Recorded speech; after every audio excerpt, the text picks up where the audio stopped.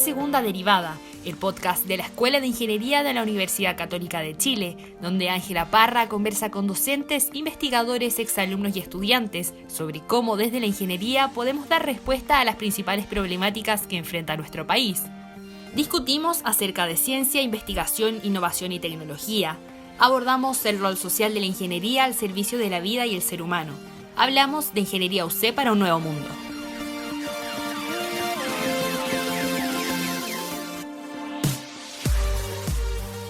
Los océanos forman la mayor parte de la superficie del planeta. Contienen el 99% de nuestra biosfera y, según los expertos, hasta el momento hemos explorado menos del 5%. Con profundidades de hasta 11.000 metros, la única forma posible de exploración se encuentra en el desarrollo de robots y otras tecnologías de última generación. En la bahía de Monterrey, California, un equipo de 7 científicos lanzaron al mar un dispositivo para capturar imágenes de criaturas translúcidas gigantes que habitan en los ecosistemas más inhóspitos y cuyo estudio permitiría experimentar en el futuro nuevos avances en el campo de la biotecnología.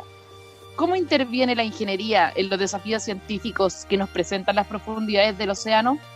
¿Hasta dónde nos permitirá llegar la tecnología existente o el desarrollo de nuevos dispositivos en el futuro?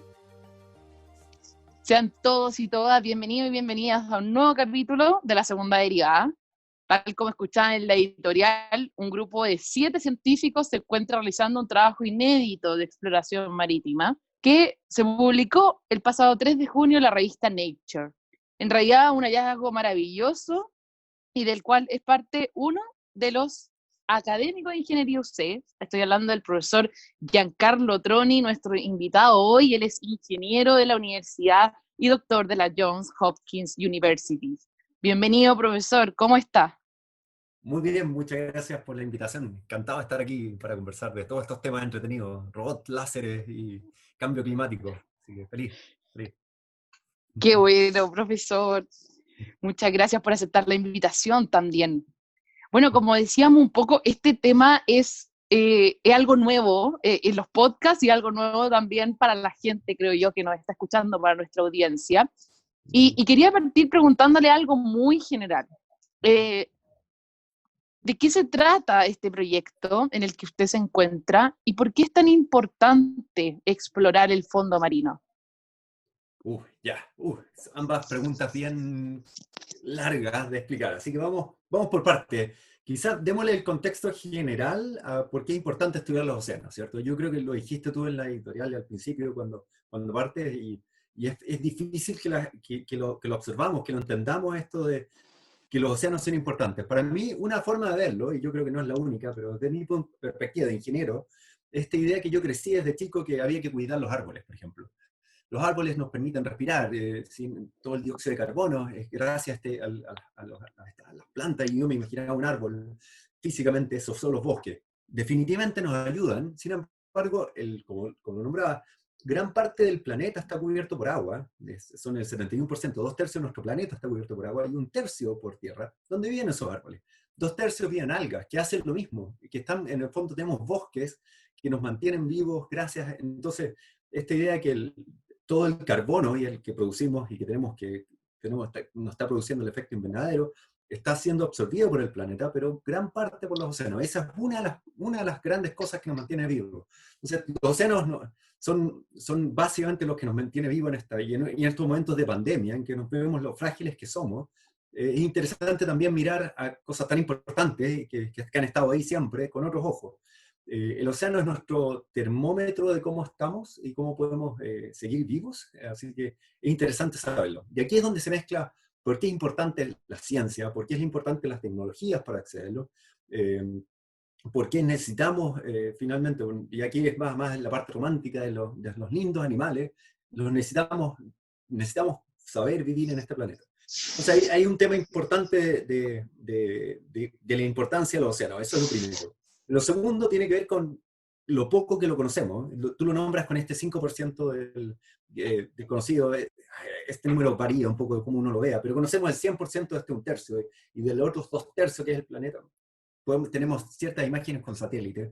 Los satélites nos permiten saber que hay un fondo marino, pero más allá de eso no sabemos muchos detalles. Tenemos una resolución que se habla de, por ejemplo, mapas del fondo marino de kilómetros por píxel, es decir, no se vería el Cerro San Cristóbal, no se vería Santiago. A ese nivel de poco lo que sabemos, y hay muchas de las cosas, detalles submarinos que no.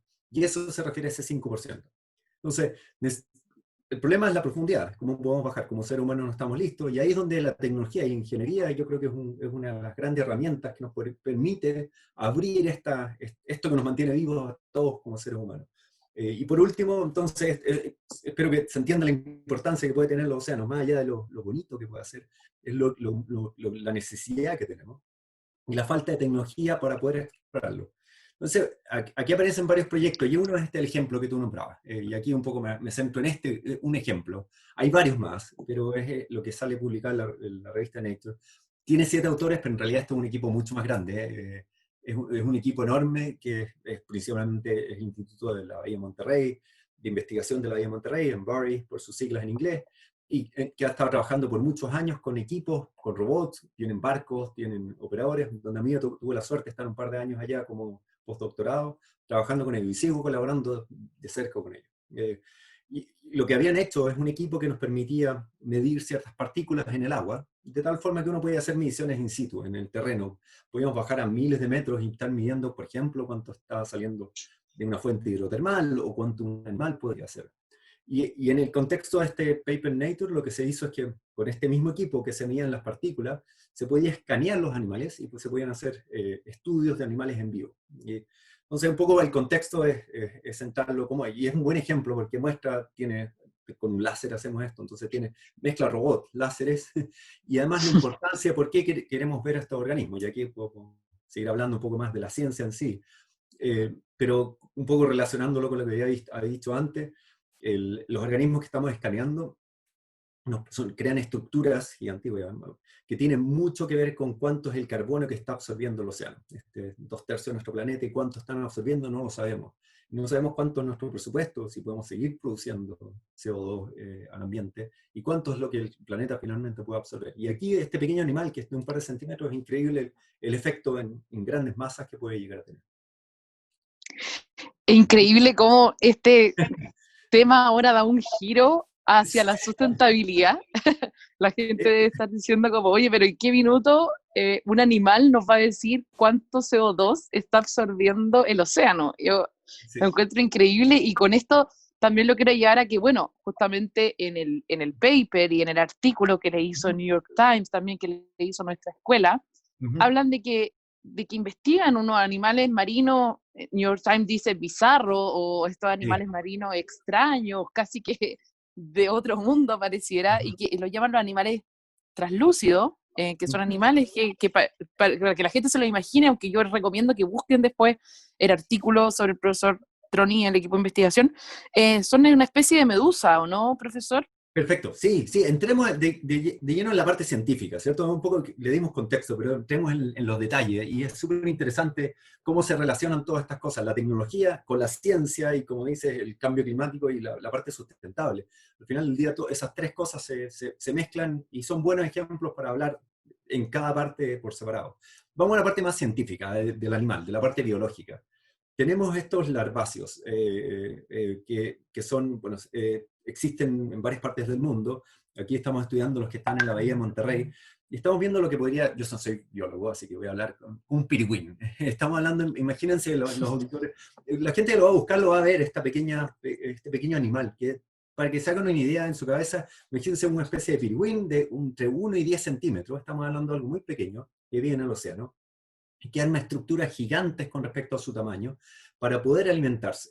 Podríamos pensar lo que hace una araña en la Tierra, que serían como una especie de arañas en el fondo. No tienen la misma forma, estamos hablando de una cabeza con una cola, que lo que hace es con su mucosidad empieza a armar una pequeña estructura que se llama, tiene una estructura interior, que estamos hablando como el tamaño de una palma de una mano, unos 20 centímetros, arma todo un filtro interior en el que él se mete y va a ir aleteando y va a ir filtrando, en un segundo filtro de 1 metro, o sea, estamos hablando que un pequeño animal de un par de centímetros está armando una estructura de metros de tamaño, de todo esto con esta mucosidad de una estructura bien compleja, que no se entendía muy bien, se mete adentro y empieza a mover la cola, y con eso empieza a filtrarle el agua para alimentarse. Y es difícil de explicar, aquí ya puedo parar, porque explicarlo en voz hay que verlo en el fondo. Imagínense este pequeño filtro del tamaño de una palma de una mano, con una pequeña colita aleteando en el medio y que está filtrando todo esto, y no se conocía muy bien. El problema es que hace, bueno, ¿qué es lo que hace? Se alimenta, no se sabe muy bien primero cómo usaba, y ahora podemos verlo en tres dimensiones. Voy a hablar de parte tecnológica después, pero podemos verlo en 3 dimensiones, cómo armó su casa, y este pequeño animal después de un tiempo desecha su casa, lo que hace que todo este carbono que fue absorbiendo se vaya al fondo, no quede en el océano flotando, sino que se vaya al fondo marino, y está ayudándonos a llevar toneladas de carbono hacia el fondo, al CO2 que estamos absorbiendo en los océanos. Solo con ese proceso, él va y vuelve a repetir el proceso. Cuando hablamos de fondo nos referimos como a 400 metros o más, ¿o no? Estamos hablando de más, estamos hablando de más. No, como tú decías, el océano tiene, la parte más profunda son 11.000 metros de profundidad. Vamos a hablar un poco de la parte oceanográfica, más que la parte biológica. El océano, imagínenselo como una gran piscina. Nosotros vemos la costa, en Chile tenemos la costa. Después de eso tiene el promedio del océano, estamos hablando de unos 4.000 metros de profundidad, son 4 kilómetros de profundidad, y tiene ciertas grietas que se llaman estas fosas del océano, que no hay muchas, y la más profunda es la fosa Mariana. Estamos hablando del sur de Japón y Australia, ¿sí? Para que se hagan una idea. En el medio están Guam, que es una isla, y muy cerca de eso están las fosas Marianas, que podemos llegar hasta los 11.000 metros. Así hay otra fosa en el Pacífico, una de ellas es la que tenemos al frente de Chile, y poca gente lo conoce. Es muy difícil encontrar estas fosas tan profundas. Nosotros tenemos una de 8.000, casi 100 metros, al frente de Antofagasta, a un par de horas. O sea, hay que viajar al otro lado del mundo para llegar a estas fosas tan difíciles. Nosotros tenemos que tomar un barco y un par de horas podemos lanzar una piedra y está a 11.000 metros, a 8.000 metros de profundidad, en este caso. Y entonces ahí se abre un mundo gigante de cosas que uno puede descubrir, ¿sí? De cuánto bajan. Estos animales, por si acaso, viven en la columna de agua, lo que se llama, que no es la superficie ni en el fondo, viven en el agua alimentándose y filtrando esto. Les gusta un poco más la luz, así que están en los primeros 100 metros de profundidad, pero algunos viven un poco más profundo. Estamos hablando de 200, 300 metros de profundidad y pueden llegar hasta los 1.000. En ese lugar se alimentan. Uno de los datos que tú dijiste, por ejemplo, 99% de la Masa. Biomasa. De la biomasa. Sí, de cuánto, y un poco explicar eso. Estamos hablando de si ponemos todos los animales, tanto plantas como seres vivos, etcétera, toda la parte de animales y plantas que existen en el mundo, el 99% se espera que esté en el océano. Y se asume que hay algo así como el 50% de lo que conocemos ahora, todavía no lo conocemos. Entonces la cantidad de animales y de cosas, si un extraterrestre llega al planeta, vería vida en todas partes, pero vería mucho más vida en el océano. Nosotros seríamos como un agregado, el centro, la vida está en los océanos. Y porque no la vemos, no la cuidamos. Y aquí me vuelvo a la sustentabilidad, y es el desafío que tenemos, y es lo bonito de este paper, es que estamos mostrando un animal que pasa desapercibido. Si estamos impactándolo, no lo vamos a saber. Como no lo vemos, no lo cuidamos. Entonces, parte importante para mí de por qué me gusta tanto la robótica y en especial aplicada a la ciencia, es que nos permite estas herramientas de mostrar lo que no vemos y lo mal que podemos estar haciendo. O bien, quizás estamos haciendo bien, pero no lo sabemos. Y es la única forma de cuidarlo, hasta que sea tarde, obviamente. Justo nombró lo de Antofagasta y quiero ir a eso, y quiero ir a Chile, Perfecto. porque siempre nos gusta llegar hasta Chile, pero antes de eso, Pero quiero sí, preguntarle, y esto es como la que la gente probablemente se está preguntando ahora, bueno, ¿cómo diablos ven a estos animales? ¿Cómo los llegan a modelar en 3D? ¿Qué es este robot con este láser? perfecto. Profesor, por favor, ilústrenos. Gracias, muchas gracias. Sí, me ha saltado la parte un poco más entretenida para mí, es la parte en que yo entro, la parte biológica soy un espectador, pero la parte de la tecnología, cómo podemos ver un animal. Imagínense, estamos hablando de algo que es semi-translúcido, como sería una medusa también, estas aguas marinas.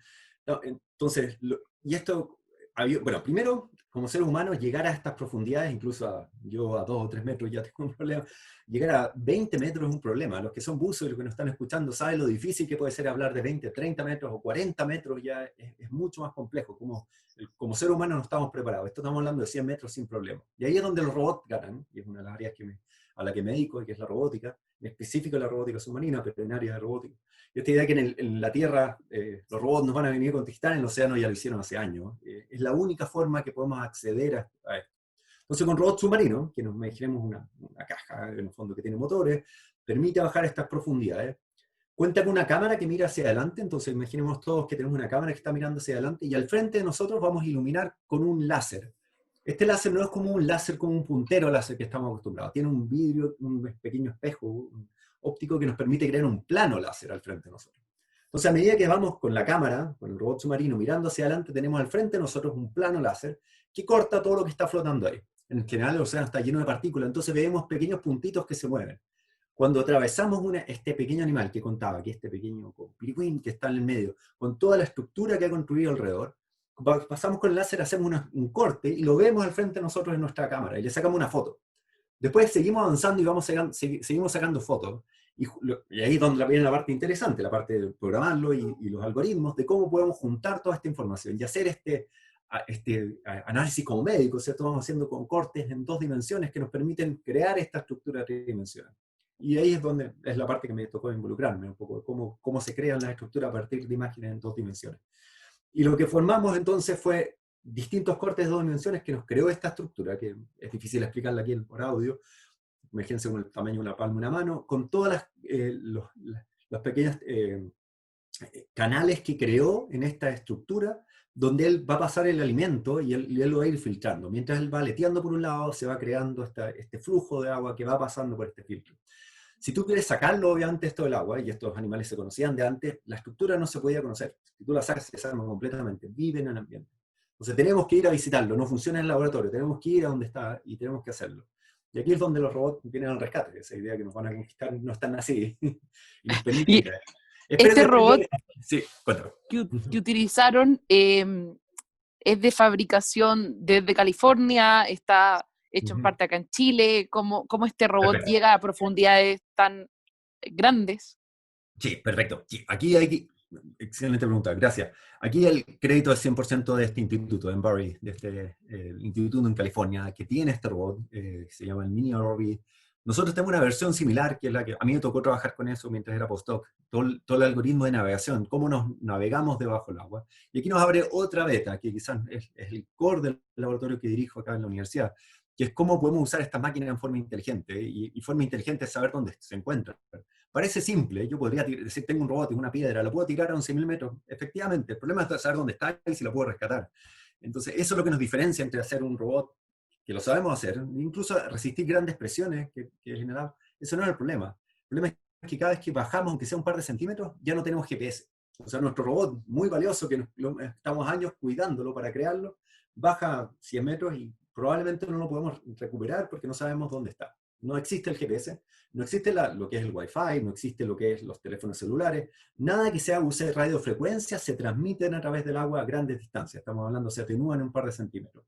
Por el medio. Entonces tenemos que recurrir a otras técnicas, principalmente con la parte acústica, para ubicarnos donde nos encontramos en el fondo. Entonces nos encontramos con este robot, que fue construido por el instituto, el láser y las cámaras, todo esto es diseñado por ellos, es algo común. Ese tipo de robots existen incluso en Chile, por ejemplo, las industrias de salmones tienen, quizás no llega, este robot llega a unos 1.000, 1.500 metros de profundidad. Existen de la misma versión de esos robots, pero que no están preparados para la misma presión, que pueden llegar a 20 metros o 30 metros y se ocupan, por ejemplo, la salmonera. Entonces, a veces la máquina, uno piensa que ese es el problema, el desafío no está solo en la máquina, es cómo hacemos la máquina inteligente. ¿Cómo podemos ubicarla y que haga cosas interesantes? Por ejemplo, descubrir dónde está, y que vuelva y nos diga, sí, lo encontré, y dónde lo hice, y pueda volver yo a recuperar mi robot, y finalmente volver a hacer estas mediciones científicamente importantes, ¿entiendes? Y ahí es donde se mezcla el área que me interesa, que es control y robótica, y cómo podemos usar algoritmos para hacer más inteligentes las máquinas. Claro, y además la máquina no puede controlarse a sí misma, entonces asumo que ustedes tienen que tener un control de ella Sí, de manera inalámbrica. Definitivamente, sí. O con un cable, pero así todo necesito saber dónde está, porque el cable tiene cientos de metros, y aunque tenga un cable, hay 2 tipos de robots submarinos. Por ejemplo, uno de ellos es lo que se llama ROV corta, de su sigla en inglés de vehículo operado remotamente. Y los ROV, que le dicen en Chile. Y este tipo de robot tienen un cable, la energía y el video que viene del robot está conectado al barco. Sin embargo, todavía no sabemos dónde está, puede estar adelante de nosotros, detrás de nosotros. Y comandarlo, controlarlo y saber dónde se encuentra es el desafío que estamos haciendo, cómo puedo controlarlo, diseñarlo también. Ahora, como referencia, aprovechando la oportunidad, nosotros tenemos un ROV en la universidad. Es algo que se ha hecho con alumnos de la universidad, que ya lo tenemos desarrollado, ha ido evolucionando de a poco. Vamos con la versión 3 y ya estamos pensando en nuestra versión 4. Cada vez se está haciendo más complejo. Tiene las mismas sensores que ese robot que el mini ROV que estaba contando. Tiene las mismas cámaras, incluso algunas que podríamos hacerlo. Trabajo con IPRE, estamos trabajando en algoritmos relacionados a lo que hicimos con ese instituto. Entonces hay alumnos que están trabajando en su IPRE, en cosas relacionadas. Parte del robot han sido muchos trabajos de IPRE en conjunto. Hay alumnos magíster y doctorado trabajando en el tema. Entonces una mezcla de varias cosas, pero sí, lo estamos haciendo en Chile. No exactamente ese robot, pero sí varios de los algoritmos están saliendo acá. Y la gracia es que podemos tomarlos y probarlos con ellos. De hecho, actualmente hay un alumno que está trabajando con Embody en su Internship. Eso es lo bueno, y ahora le debo a la audiencia una pregunta, y usted también, sobre Chile. Si tenemos un ROV en la universidad, si tenemos una fosa gigante en Antofagasta, la pregunta del millón es, bueno, ¿en qué está esta investigación en Chile? ¿Cómo afecta esto a nuestro país? Perfecto. Varias formas. Hay cosas que no son tan directas en este proyecto especial, lo que aparece publicado en Nature, pero sí, en cierta forma vamos construyendo una masa crítica para poder hacer este tipo de cosas.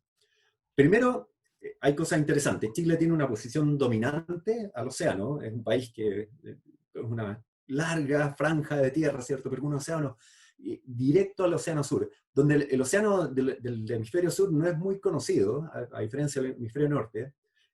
Hay muchas cosas que no se conocen, nosotros estamos en una posición perfecta, tenemos una fosa al frente y es mucho lo que se puede hacer. Y en eso sí hay iniciativas. Me toca ahora, hace poco estoy colaborando con el Instituto Milenio de Oceanografía, que es el IMO, basado en la Universidad de Concepción, donde ellos son un equipo de oceanógrafos principalmente, donde son científicos tratando de estudiar los océanos y mi invitación es un poco cómo podemos acercar la tecnología. Ellos hace un par de años atrás, el 2018, fueron con un sistema que lograron bajar hasta la fosa, hasta los 8.000, aproximadamente 100 metros de profundidad. Lograron un equipo, pusieron una cámara, llevaron una carnada con un pescado, que increíble desapareció. Después de un par de minutos uno empieza a ver cómo llegan cosas, en unas horas ya no había nada. Entonces uno puede pensar cómo hay vida incluso a 8.000 metros de profundidad y se sabe muy poco. Entonces hay iniciativas para hacer este tipo de cosas en Chile y en eso se está trabajando. Entonces hay equipos que se están desarrollando. En ese caso el equipo era comprado afuera, pero hay una iniciativa por hacerlo. En mi caso, el robot que estamos haciendo, la idea es tenerlo aquí en mecánica con un estanque que estamos construyendo de 3 metros, y preparar los algoritmos para poder eventualmente llegar a hacerlo. Pero estamos creando la masa crítica, es difícil venir y saltar 8.000 directamente. Pero hay cosas que se hacen. Hay otro proyecto que estamos colaborando en un detector de neutrinos, desarrollando equipos para un detector de neutrinos en la Católica, que el sistema se hace instalar en China, pero los equipos se están diseñando y armando para poder instalarlos después en un detector de neutrinos en un estanque de agua que va a durar 20 años. Entonces hay varias cosas que se pueden ir construyendo a poco para crear una masa crítica, para eventualmente estar viendo este tipo de cosas con animales chilenos, si uno quiere ver.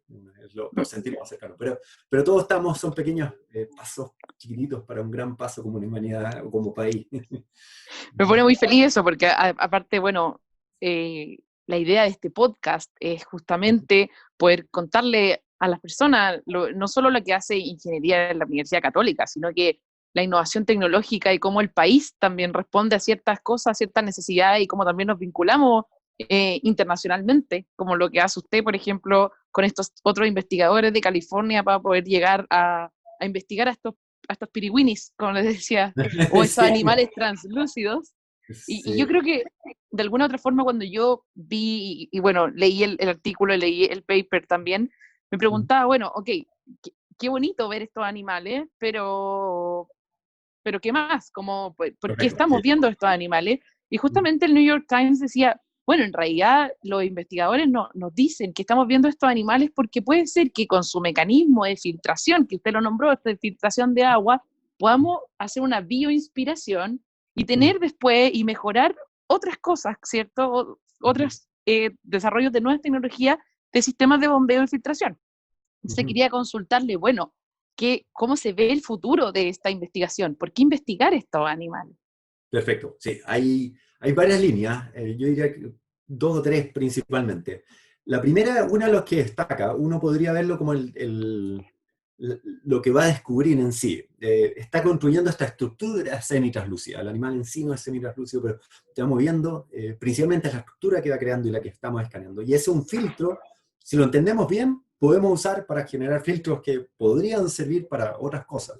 Así como uno de repente ha descubierto la cura a muchas enfermedades, en este caso uno podría pensar que quizás la cura del COVID que nos está afectando actualmente está en los océanos. No se sabe, no digo que sea así, pero tampoco sabemos que no sea así. Puede ser que es muy probable que podamos descubrir nuevas enzimas, nuevos animales, nuevos metabolismos, que después van a ser productos que vamos a estar usando día a día y que se nos va a hacer transparente para nosotros. La fuente, pues, en muchos casos, ya ha sido de lugares de animales que han estado en el océano, y en este caso podríamos hacer mecanismos también que podemos aprender de ellos. Entonces podemos aprender de cómo podemos diseñar mejores filtros de agua, o mejores estructuras, etcétera, de cómo hay situaciones, de cómo un animal tan pequeño puede, ¿no? Operar este sistema tan complejo y tan grande. Eso es una de las cosas. Entonces uno puede ver por el lado biológico que puede descubrir algo. Hay otra parte interesante y es lo que nos ha pasado de repente, ¿por qué estamos interesados en las carreras espaciales y mirar otros mundos, ¿cierto? Bueno, ¿por qué? Además de ser bonito, ¿cierto? ¿Qué es lo que me interesa? Y ahí es donde aparecen todas estas, y quizás estamos más acostumbrados a eso. Yo creo, mediáticamente la exploración espacial nos ha mostrado, ha logrado estar más cerca de nuestros corazones. Yo lo que estoy tratando de lograr, y gracias por de hecho la invitación, es cómo podemos acercar a nuestro espacio, nuestra carrera espacial que va mirando hacia abajo. Podemos descubrir nuevos mundos, ya lo digo por la parte biológica, pero al hacerlo, al igual que lo hicimos con la carrera espacial, etcétera, hacer estos sistemas complejos, si hacemos sistemas complejos que nos permiten descubrir estos nuevos mundos en el océano, también desarrollamos nuevas tecnologías. Y hay cosas que podemos pensar que podemos usar después. Como dicen, el velcro se inventó para, en el fondo, cuando estamos haciendo, podríamos pensar que podemos encontrar nuevos materiales o nuevas tecnologías. Este mismo sistema robótico con el escáner, podemos pensar que hay tecnología que se está desarrollando y que después puede ser explotada a otros lugares. Entonces, aquí vemos un par de elementos en cómo nos afecta directamente. Y la última, en el fondo he dicho como tres, tiene que ver con, en el caso específico de este animal, y un poco resaltar, no es menor, no estamos hablando de uno, estamos hablando de el océano completo, dispone de estos animales, entender cuánto carbono podemos estar procesando como océano, si no lo sabemos, no sabemos cuánto podemos producir. Actualmente Chile y muchos países están tratando de poner de acuerdo cuánto carbono pueden producir, si vamos a tener que cerrar las fábricas, si vamos a tener que cambiarnos a cuánto CO2 estamos produciendo. ¿Cuánto es nuestro presupuesto? No lo sabemos. Tenemos claro que parece que estamos pasados y eso es como, es algo como costumbre. El calentamiento global viene por este efecto invernadero porque tenemos demasiado CO2 en el ambiente y el planeta no lo está absorbiendo. Entonces, si lo vemos como ingenieros, en el fondo, cuánto entra y cuánto sale, bueno, ¿qué es lo que produce que salga y quién está haciendo? Bueno, quizás estos pequeños animales están cumpliendo algo. Cuando ellos crean este filtro y esta estructura de metros de tamaño, y después se cambian y crean otro, y están llevando este carbono hacia el fondo. Es uno de los elementos que ayuda, y no sabemos si es un 0,01%, si tiene un impacto mayor, si el cambio climático lo está afectando y si eso significa que lo va a acelerar y nos tenemos que preocupar, o quizás no, o hay una forma de cómo no impactar su trabajo, o cómo podemos ayudarlo. Todas estas cosas no tienen respuesta, y aquí es algo que sí nos afecta. Este termómetro que decía de cómo está el planeta, no lo sabemos, y como no lo sabemos, no sabemos qué estamos haciendo bien o mal. Y yo creo que todo el mundo a eso nos afectaría, ¿cierto? Porque nadie quiere tener una especie de COVID ambiental en el futuro, y ellos pueden ser la clave, o no lo sabemos. De todas maneras, profesor, le quiero dar las gracias. Ha sido un tema muy interesante y quiero invitar a la audiencia, de verdad, que puedan, los que tienen la oportunidad de leer el paper, fantástico, pero si no, que puedan leer el artículo publicado por el New York Times o por la Escuela de Ingeniería, porque es increíble cómo una investigación con un nombre extraño, como decía al principio, de estos animales, puede tener tanta implicancia en lo que es el futuro del planeta. Porque siempre, como veía en algunos documentales, a veces nos hemos dedicado mucho a mirar hacia el cielo o a mirarnos a nosotros mismos y muy poco hemos visto hacia abajo. Y dentro de ese hacia abajo está el océano también. Y pensar que queda un 95% todavía por descubrir es lo que anima también a ingenieros e ingenieras a seguir investigando. Muchas gracias, profesor, por estar hoy día.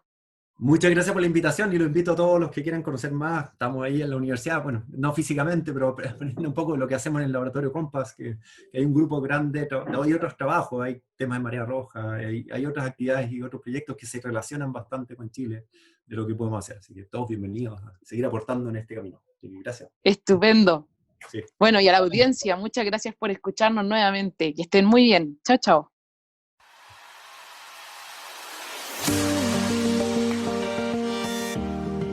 Nos vemos en el próximo podcast, donde continuaremos abordando cómo desde la ingeniería podemos aportar al desarrollo de los países.